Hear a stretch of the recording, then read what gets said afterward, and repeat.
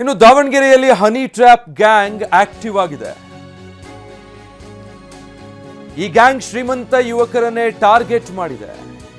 ಯುವಕರ ಸ್ನೇಹ ಬೆಳೆಸ್ತಾ ಇದ್ರು ಆರೋಪಿ ಪಂಚಮಿ.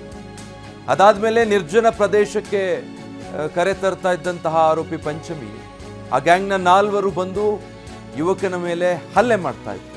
ಚಿನ್ನಾಭರಣ ಹಣ ದೋಚಿ ಆ ಗ್ಯಾಂಗ್ ಅಲ್ಲಿಂದ ಪರಾರಿ ಆಗ್ತಾ ಇತ್ತು. ಆರೋಪಿಗಳನ್ನು ಸದ್ಯ ದಾವಣಗೆರೆ ಪೊಲೀಸರು ಬಂಧಿಸಿದ್ದಾರೆ.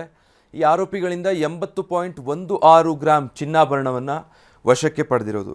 ಈ ಪಂಚಮಿ ಎಂಬಾಕೆ ಶ್ರೀಮಂತ ಯುವಕರನ್ನ ಪರಿಚಯ ಮಾಡಿಕೊಳ್ಳೋದು, ನಿರ್ಜನ ಪ್ರದೇಶಕ್ಕೆ ಕರ್ಕೊಂಡು ಬರೋದು.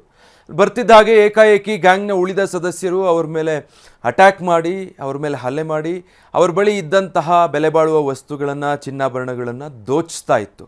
ಈ ರೀತಿಯ ಸಾಕಷ್ಟು ಪ್ರಕರಣಗಳಾಗಿತ್ತು. ಸೊ ಈ ನಿಟ್ಟಿನಲ್ಲಿ ಕಾರ್ಯಾಚರಣೆ ನಡೆಸಿದಂತಹ ಪೊಲೀಸರು ದಾವಣಗೆರೆಯಲ್ಲಿ ಈ ಹನಿ ಟ್ರ್ಯಾಪ್ ಗ್ಯಾಂಗ್ನ ಎಲ್ಲ ಸದಸ್ಯರನ್ನು ಅರೆಸ್ಟ್ ಮಾಡಿದ್ದಾರೆ. ಜೊತೆಗೆ ಆರೋಪಿಗಳಿಂದ 80.16 ಗ್ರಾಂ ಚಿನ್ನಾಭರಣವನ್ನು ವಶಕ್ಕೆ ಪಡೆಯಲಾಗಿದೆ.